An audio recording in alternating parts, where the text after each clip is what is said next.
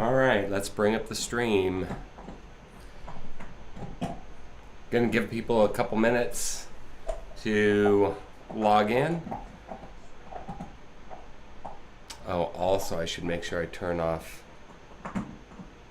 those. I'm going to, let's see. Let me know if you hear the audio. I'm streaming on both Substack and on YouTube.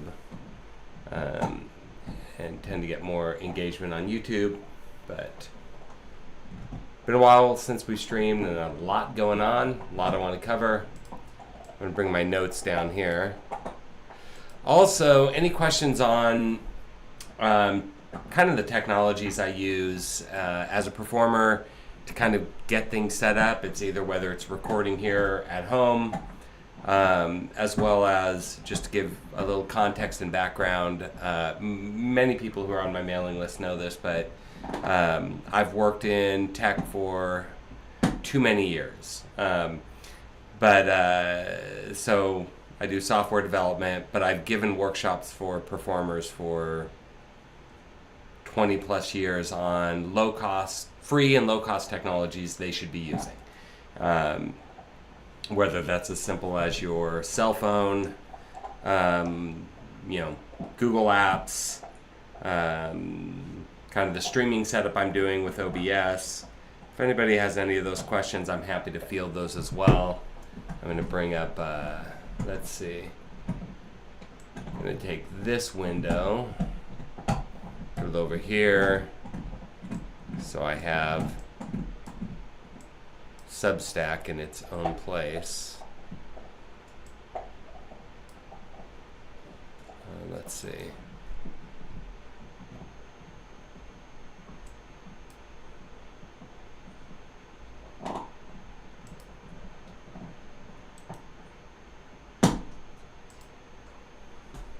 And then I want to bring up the restream chat. So once again, let me know if the audio is coming through pretty good.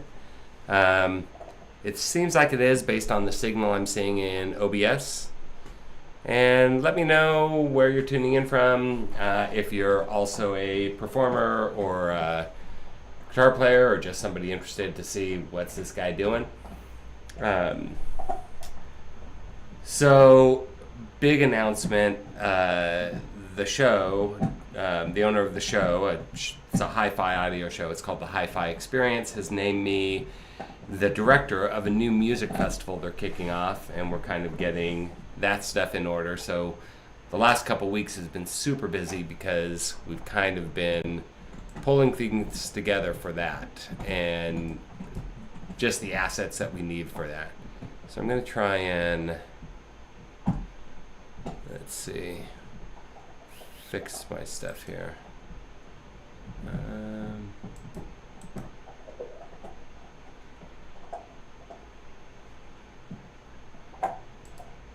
There we go.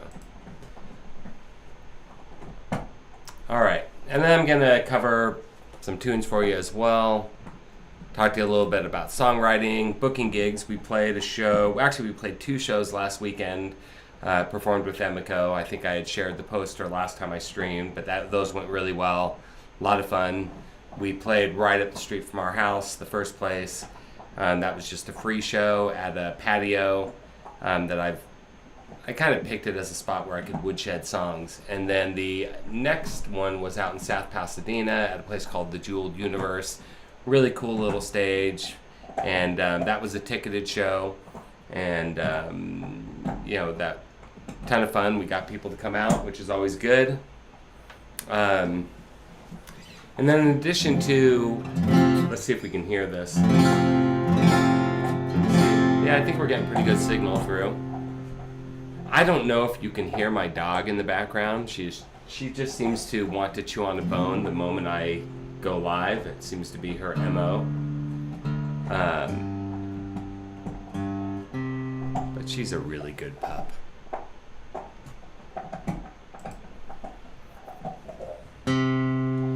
So the music festival that I'm going to start working for, first one's going to be in May in Austin, We already have some registrants actually, and we just kind of did a soft launch on it, which is really cool. And then the next one's going to be in Los Angeles, Orange County. And they're all in, and that's the only two I think we're doing this year. The next year, the goal is to do 4. And the festivals are all in conjunction with the Hi-Fi experience. It's called the Hi-Fi, the show. The is an acrostic for the Hi-Fi experience. And what it is it's kind of wild. My partner, she's a photographer, and she is Emiko's photographer for a lot of different things, but all these events and then other photo shoots. And so she's been the photographer at these events. So my first experience, I actually ran live sound for them for their workshops and then for the concert they did. These are all audiophiles who are buying, and I kid you not, these $100,000 speakers, a single speaker for a home entertainment system. And so, and they're not all that expensive, but there are quite a few are. It's not uncommon. I talked to several people who spent well over, $150,000 outfitting their home entertainment rooms. And so these are high-end audio. You'll find vendors who say, "Oh, this is our low-end line. These speakers are only $18,000." I was like, "What?" And then I walk around the festival saying, "I think the sound on this is pretty good, don't you think?" Just to drive them crazy. But it's pretty cool, and you see a lot of great stuff there. And then they have other vendors who, turntables and amplifiers and, even a few guitar vendors, musical instruments, headphones, kind of the whole deal. And so about 2 years ago, Emiko, who owns the show, or was one of the owners, the primary owner, she started a film festival as part of it. And she wanted to bring in kind of a new audience to kind of cross-pollinate high-end audio with other artistic endeavors. And that has grown. The film festival is bringing in a lot of entries. It's been really interesting. They have a room set up where you can watch these films as they're showcased, and then an award luncheon at the end. And her idea for the music festival is very similar, is to bring in artists and kind of couple them with some of these people who love high-end audio. So if people have vinyl, they're putting out their albums on vinyl, not just streaming. These people love vinyl. They do regular streaming and whatever, but they want to support artists, and they love having vinyl in their collection. So Emiko's vision is that it's a really cool coupling of those endeavors. And so we're excited about that. So like I said, first one's in May, and I think it's just called The Music Festival, with the being all capitalized, THE, with periods after it, whatever, because of what it stands for. And it's going to be coupled with every place that she does a show. So right now she does a show, the Hi-Fi Experience is done in New York, Las Vegas. We're going to Vegas in Thursday of this week. We'll be heading to Vegas because Dad's going to be doing photography, but I'm going to be performing, which is cool. I'm going to be performing with, I'll bring up the poster. So this is the poster. I'm going to be, here's what's funny about this image right here. Deb took this image, but this is not the image she took. And I'll kind of show in contrast. Because she needed a different background to make it work with the design, because everything kind of had a darker background, she shot that picture of me against a white wall when we were in Santa Barbara. But in any case, so I'll be performing with, be myself, Mike Leach, a really talented songwriter and performer, Emiko, who I just performed with this last weekend, and then Larry Mitchell. And Larry Mitchell is Grammy Award-winning producer, guitarist, does a lot of instrumental stuff. I think he has some stuff that's lyrically based, but a lot of instrumental guitar music. If I see Heidi that you joined, maybe you could check out his stuff and see what he's doing. He's on YouTube a bit, I think. I checked out a few videos. But just to get it in perspective, let me see if I can quickly add an image here so we can kind of see. let's see, SB. I'll call it SB. We're going to find that image. There it is. Rain, you are being quite the... So, just put it in contrast. This is the original image that was used for this poster. And you can see there's bricks in the background. She really just had AI modify it because she wanted it to match some of what was in these images. So that's one of the cool things that you could do with, I think she used Gemini. We have a pro account, but it allowed her to take it and kind of give a similar working background. So anyways, that's the original image right here. Yeah, this image here. I'll take it off screen now. So that's happening in Vegas in 1 week, and we're super excited about that. In other news, when I was at the NAMM show on whatever it was, a month ago, whatever it was, we were there once again. Emiko's band was playing and Deb was photographing. I ran into a few people, which given the size of the place, it was shocking the people I ran into. But one of them was a guy named Stephen Levitt. Stephen Levitt's a producer, and I've known him for years. I spoke at a music conference, kind of the same one I met Emiko at. And anyways, we had talked a little bit about him producing me. He really wanted me to work with a vocal coach. This goes back, he's a pretty direct, professionally critical person, meaning he's not critical, but he's like, hey, do this work and then let's get in the studio. And then we kind of fell out of touch. We ran into each other at NAMM. He had heard a few things I'd recorded. He goes, man, I can see you've been working with somebody. I want to get you in the studio. Turns out his studio is 10 minutes from my house. So I went out there last Friday and we spent about 3-4 hours. We talked about kind of my musical vision, what he had heard. We went over several songs.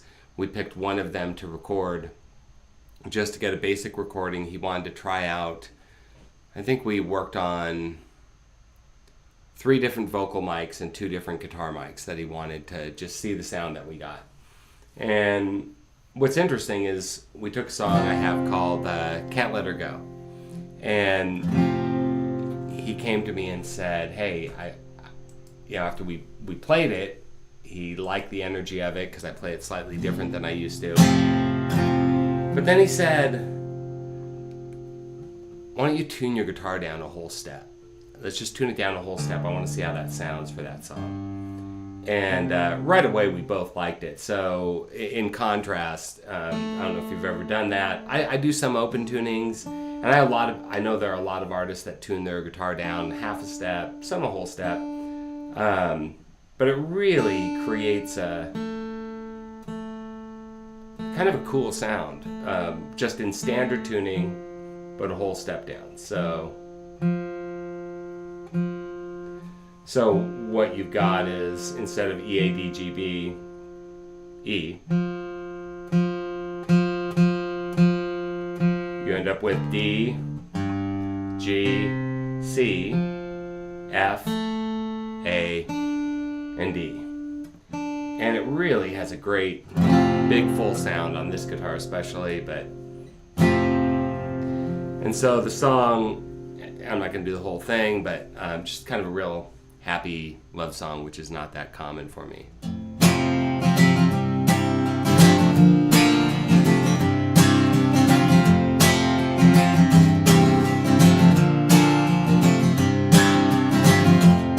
At times it's all that I can see, can't let it go. Every breath that I can breathe, can't let it go. It's more than my love she holds, can't let it go. When she smiles, she steals my soul. Sometimes I feel she's cast a spell that is so complete, can't let it go. Can't let it go.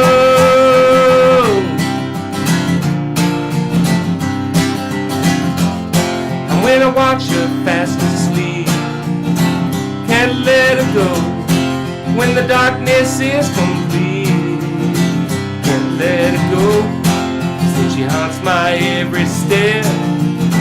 Can't let it go. That's a specter I'll accept. Sometimes I feel she's cast a spell. It is so complete. Can't let her go. Can't let her go.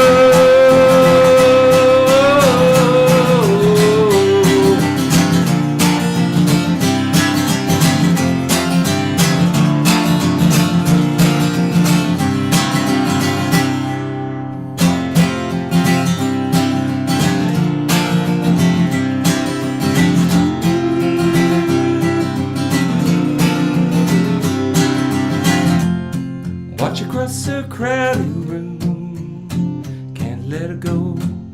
She don't know I'm watching her. Can't let her go. If she knew my thoughts embrace. Can't let her go. Would she blush or slap my face? Sometimes I feel she's cast a spell.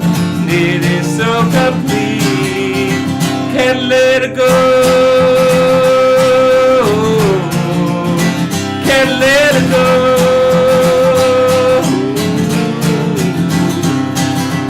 I can't let her go. I can't, no I can't let her go. Alright, so I ended up doing the whole song, but I'm still working on how I want to do the choruses and kind of the in-between, because we really changed it a lot. So I noticed that when I'm performing it, and I have to have it ready by next Saturday, which that should be fine, that should be plenty of time, but I'm so used to performing it a particular way that I found myself falling back to that as I performed it here. But we want to give it a little more energy and a little more up, particularly in those choruses, and have a little more fun with that. That's kind of what we're working on with that song. And of course, because I've tuned the guitar down, I told Steven, the producer, I was like, I think I'll use this as an excuse for me to get another guitar, because I'll tell Deb that I need to have at least a guitar that's tuned down. I need to have one that's set to an open tuning. You can understand why people have all those guitars set up, since tuning on stage is ill-advised. I do it, ill-advised or not, I do it all the time, but let me move this over here.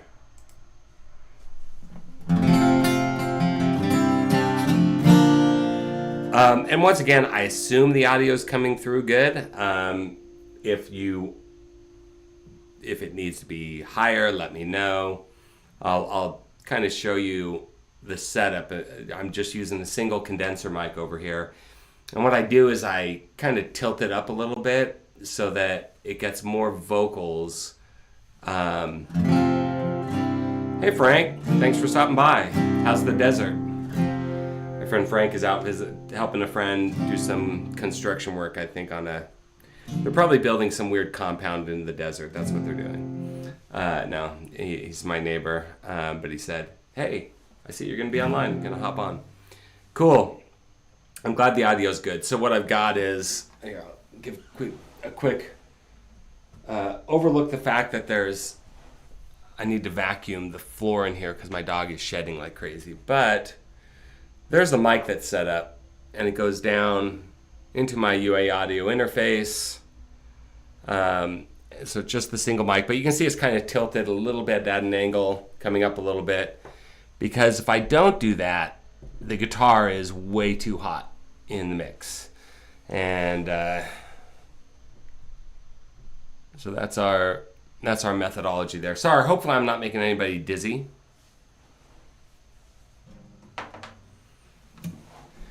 But what, of course, that's done is it's made it so that I have to capo everything if I'm going to keep my guitar in that tuning. But this is a song that we're working on, and actually it's one of the songs I'm going to be doing with Steven. Just wrote this song. And so hopefully I can perform it well enough. But I was just playing with it last night because we're going to be adding some strings to it. So I was, let me show you one more thing on my little setup here. I have a full-size keyboard, well, really 61 keys, but full-size keys on it. But it doesn't fit on my desk that great. And you can see that the desk is a little bit messy. But I've got that little MPK Mini, MPK Mini, and so I was just playing around with adding some strings to this song as well as like a drum beat that comes in on the second verse. But we were in the studio at Steve's and I showed him the song and he goes, "Oh my God, I love this." He goes, "Here's what I hear in the chorus," which was cool what he came up with. And he just pulled out, he had a drum kit there and he just yanked off a floor tom and a big snare, and really just using those two drums through the chorus, we kind of rocked out through the song a little bit, and he kind of got the vibe I was looking for, which was really cool. That was fun to do. So this is a song called "Forgive the Night." I did it a few weeks ago, and once again I keep promising myself that I'm going to do more live streams. I think it's kind of a way to reach people. It seems to help with YouTube a bit. And I figured out the secret for Substack. Now that they allow you to schedule your stream, when you schedule it, it gives you the settings you need for your stream setup, which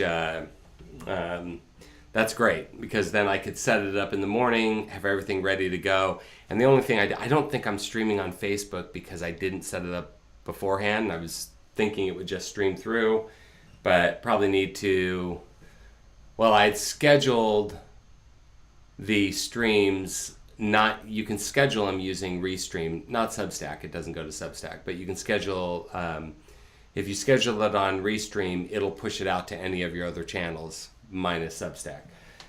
Which I didn't do this time. I actually just set up the YouTube stream separate on YouTube. Then I set up the Substack stream, and I had to merge those together and restream. But either way, it worked. It was no problem once I got it set up. But this is a song called "Forgive the Night."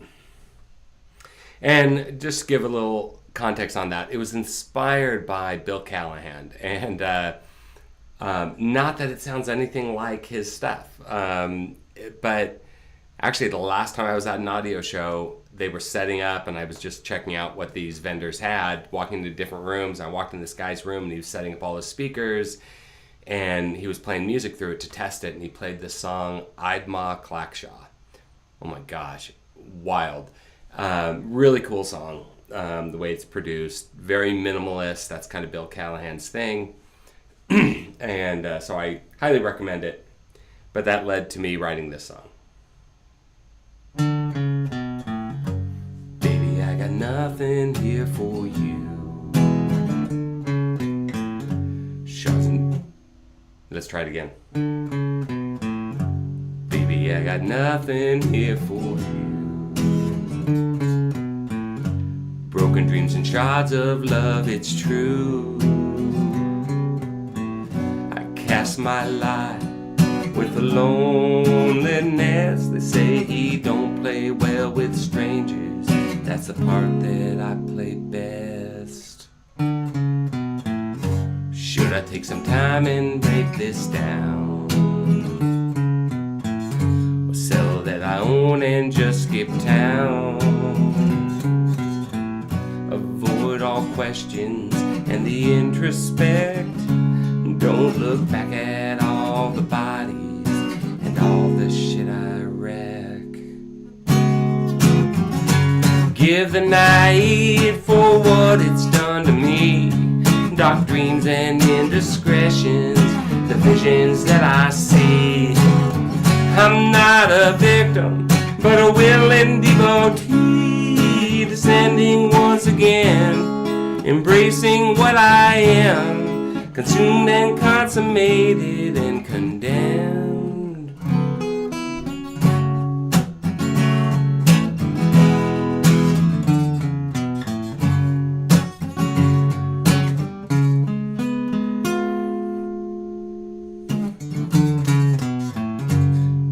there's a redemption and a cure. It's what I once believed, now I'm not sure. These shadows linger of my younger self, point out every time I stumbled and every clue I missed. Forgive the naive for what it's done to me. Dark dreams and indiscretions, visions that I see. I'm not a victim, but a willing devotee, descending once again, embracing what I am, consumed and consummated and condemned. Forgive the naive for what it's done to me. Dark dreams and indiscretions, visions that I see. I'm not a victim, but a willing devotee, descending once again, embracing what I am, consumed and consummated and condemned.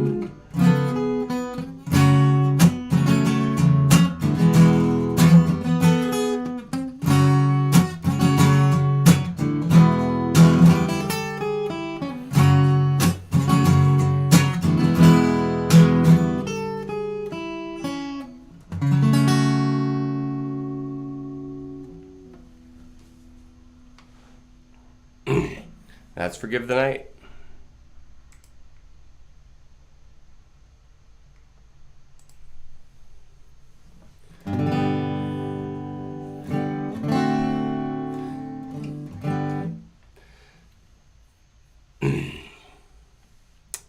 All right, let's see what's happening over on YouTube quickly. I don't know if it's there at the moment. Oh, maybe it is. Thank you, Frank.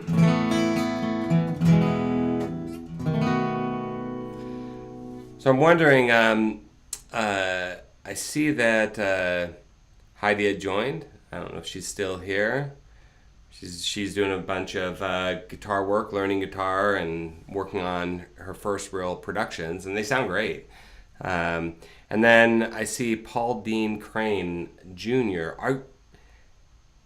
Are you on my Substack, or I'm not really sure, or just are you subscribed, or and are you a player? Thank you, Paul. I appreciate that.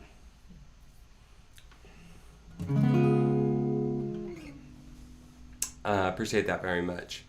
So I mentioned, I don't know if I did the song last time, but I showed people this before, and I kind of wrote about it because it had meaning to me. So I did get I don't have a lot of, my kids all have tattoos. Got it, Paul. Thank you very much. But I got this tattoo. You can see the text on it. It says, "Making peace with the war in my soul." And it's based on a song I wrote called "Making Peace with the War." And it has that line in it. The song itself, I'm going to play it, it's a little darker. It's not reflective of what that phrase meant in relation to the tattoo, but I've mentioned to so many people about my experience at Hardly Strictly last year, the Hardly Strictly Bluegrass Festival. Highly recommend. If you can get to San Francisco, first weekend of October, Friday, Saturday, and Sunday. Hardly Strictly Bluegrass is a free music festival started by a guy named Warren Hellman. He was a banjo player, loved bluegrass. He started in 2000 as the Strictly Bluegrass Festival, and he got Emmylou Lou Harris to play, and right away Emmylou Lou Harris said, well, you do rock and roll and electric guitars as well. And he was like, oh, do you want to just do acoustic instruments? And she's like, no, we want to do our thing. And he was okay with it, and by 2004 he had changed it to Hardly Strictly Bluegrass, so that it opened it up to kind of all kinds of music. A lot of it is acoustic based. On Sundays it tries to do more straight bluegrass. We saw I'm With Her, and then folk, I guess, folk and bluegrass. But we saw Josh Ritter this year. He's awesome. Sean Colvin. Who else did we see? There's a number of them. Of course, Steve Earle, big reason I go. Steve Earle, Emmylou Harris as well. But really great festival. And so back to that whole making peace with the war, I just kind of said, man, why am I not out there playing my songs? People keep asking me to. Emiko's been on my case about it. And I just said, it's time. I've raised kids, and we took in our grandkids, and we had, my son here for a while when he was going through his stuff. And now we're kind of, I guess they call it empty nesters. For us, it's, kind of freedom. I mean, I love my kids and everything, and we love the grandkids, but it's nice to not have we have our dog. Rain is our responsibility. She's our daughter. Anyways, and so I just said, music is the thing that makes peace in my soul, given the world we live in that has its troubling things. I'm very fortunate that, I don't live in a place that's being bombed or under duress in any true sense, and I can play music, and hopefully I can make people's lives better in the process and kind of soothe my own soul as well. So that's kind of where that was the reason for that tattoo and why that phrase showed up. In any case, this is the song that was from Making Peace with the War.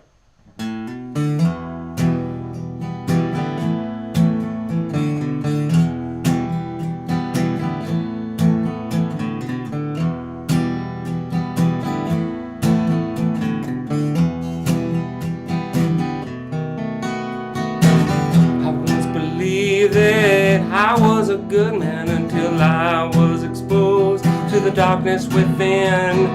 Then you found me and I found my religion, sacrificed it all to the song and the sin. Well, I jumped from the pan right into the fire, fell from on high to the valley below, turning my back on what I've known, and I was making peace with the war in my soul.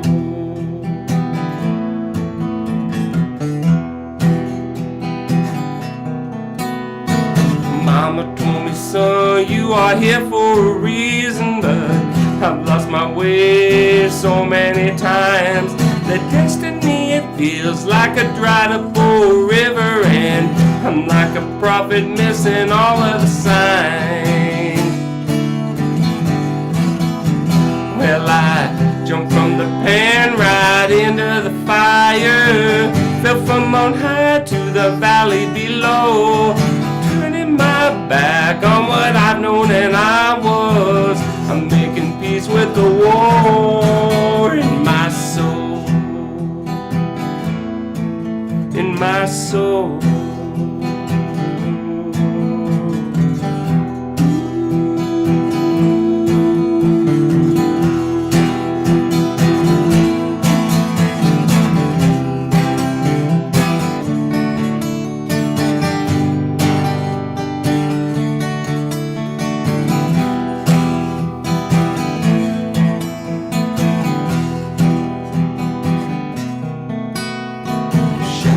Chained by every decision, captive more of my body than of my soul. Bored of this life and the days that go crawling, but afraid of the unknown, so I'll never let go. Well, I jumped from the pan right into the fire, fell from on high to the valley below, turning my back on what I've known, and I'm making peace with the war. Well, I'm making peace with the war, yeah, making peace with the war in my soul, in my soul.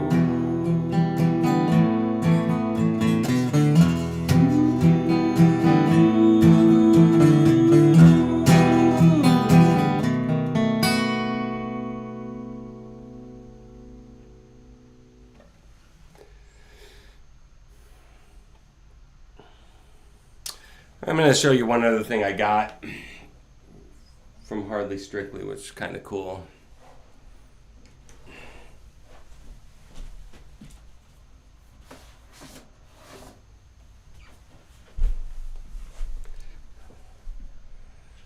Let's see, I don't think I'm barefoot, so I don't know if my feet were going to show up over there.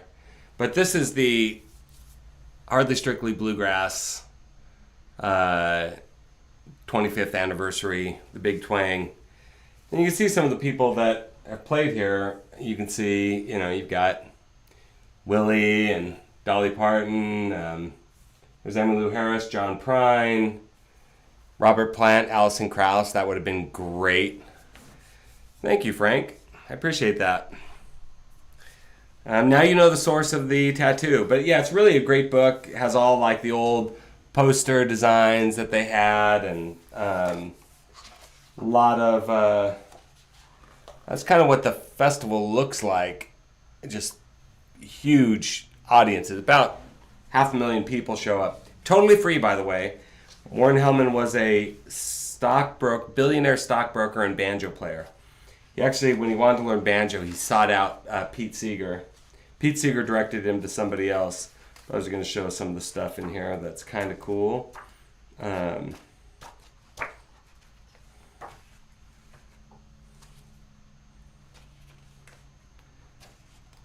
see. Here you go. Steve Martin over here. And Steve Canyon Rangers, I think. I saw him play with that. And then Lyle Lovett. So, in any case, if you get a chance to get out to... Robert Plant played there with Alison Krauss. They had that album that they did with T-Bone Burnett, or a few of them now. They've done a couple. Really cool.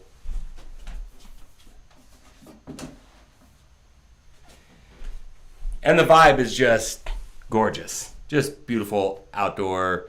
Like I said, when I wrote about it, hawks soaring overhead, cranes flying by. It was truly a remarkable... You're in this meadow, just people kind of enjoying the music, which is kind of what music is for. To me, that was kind of the purest place, and that's why I wrote on my Substack, music is the pure thing, because being there at Hardly Strictly was as soul-fulfilling as possible. I told my son, if I die after this weekend, I've experienced the greatest thing I could experience. It was truly beautiful.